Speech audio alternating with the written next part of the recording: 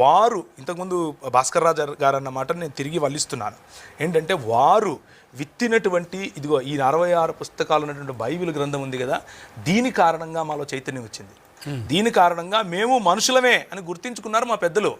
కాబట్టే పేరయ్య గారు ఒకానొక సమయంలో మొట్టమొదటిగా క్రైస్తవ ధర్మం వైపుకు వచ్చిన వాడిగా ఎవరికైతే ఈరోజు చెప్పుకుంటామో ప్రకాశం జిల్లాలో మొట్టమొదటిగా నేను చచ్చిపోయిన ఆవు తిన్నని చెప్పాడు.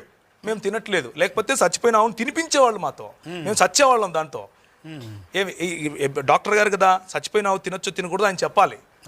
ఏమి ఈ పేరయ్య గారు నేను ఆదివారం పని చేయను అన్నాడు, విప్లవం తీసుకొచ్చాడు. మేము పని చేయట్లేదు ఆదివారం, మేము సెలవు తీసుకుంటున్నాం అంటే ఆదివారమా గురువారమా శుక్రవారం పక్కన పెట్టండి, ఒకరోజు మాకు డిగ్నిఫైడ్గా మా కోసం మేము బతుక్కోగలం అని మాకు నేర్పించారు.